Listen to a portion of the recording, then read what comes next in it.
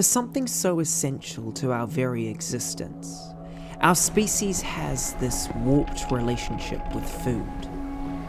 Instead of something rich with stories, prepared with love from ingredients around us, it has become sterile. Highly processed sustenance from a bag or can. We've swapped taste for convenience, health for money. Somehow, we've forgotten how to food. Growing up, I didn't have a healthy relationship with food. I was the chubby kid who felt no one would ever like him. I ate far too much unhealthy rubbish, as it made me feel better temporarily. But deep down, I felt defeated.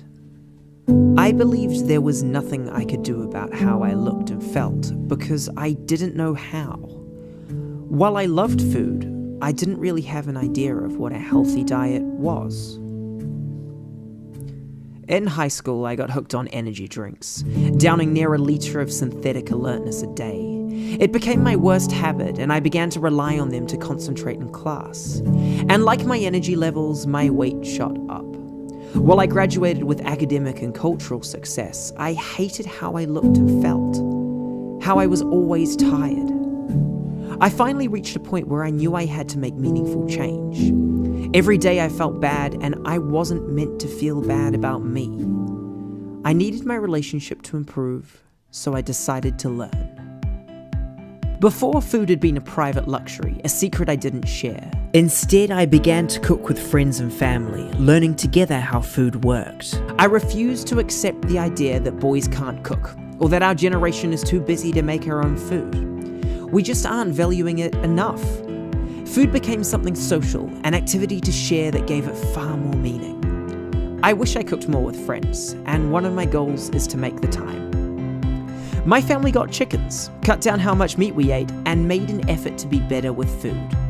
When you have an actual connection with where your meal comes from, you tend to value it more. A 10-piece of chicken nuggets seems like far more of a luxury when you know the real cost.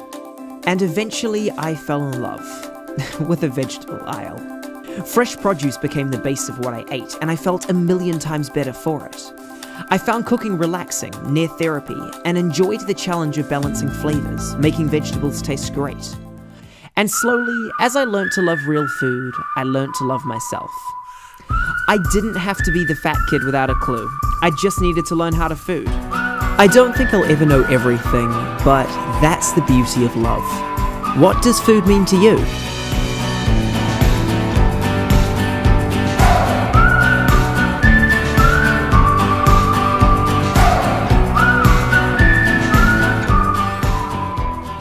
Strategies are required to improve the psychological well-being of our population. And now, we have a growing body of literature suggesting that dietary intake may have the potential to influence psychological well-being. Dietary intake of what? Well, given the strong evidence base for the health benefits of fruits and vegetables, researchers started there.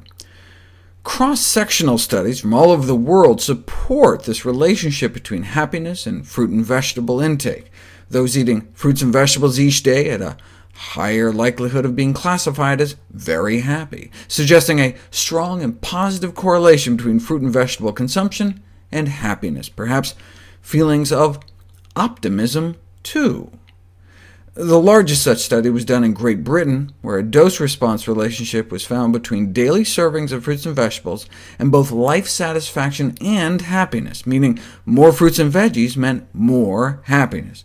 People who got up to 7 or 8 servings a day reported the highest life satisfaction and happiness. And these associations remain significant even after controlling for factors such as income and illness and exercise, smoking, and body weight, suggesting fruit and vegetable consumption wasn't just acting as a marker for other healthy behaviors.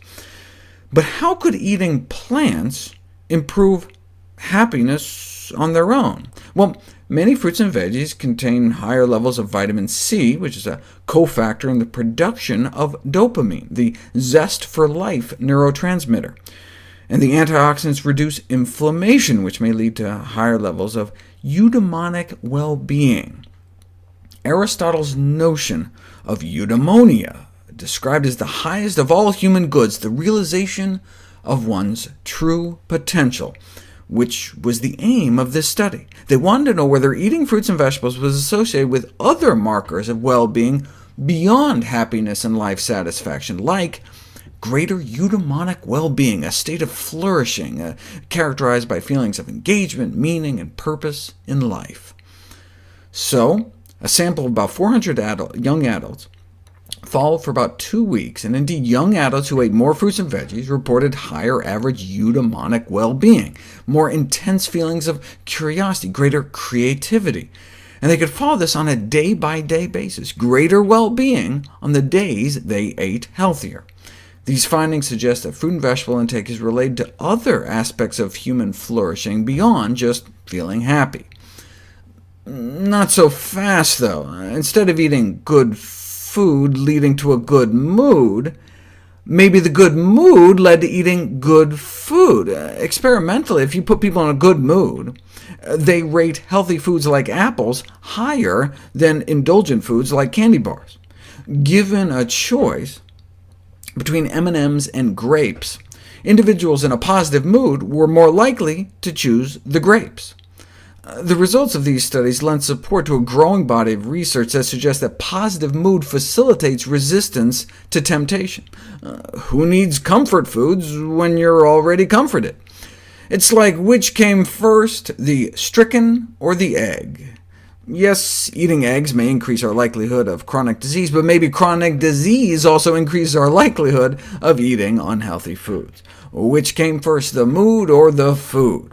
What we need is a study like this, but instead of looking at well-being and diet on the same day, you see if there's a correlation between what you eat today and how you feel tomorrow. But we didn't have a study like that until now. They found the same strong relationships between daily positive mood and fruit and vegetable consumption, but lagged analyses showed that fruit and vegetable consumption predicted improvements in positive mood the next day, not vice versa.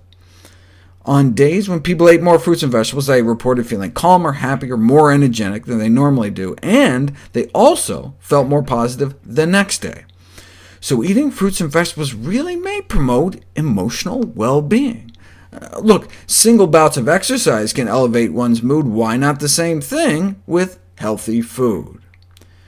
How many fruits and vegetables? Seems we need to consume approximately 7.2 daily servings of fruit, or 8.2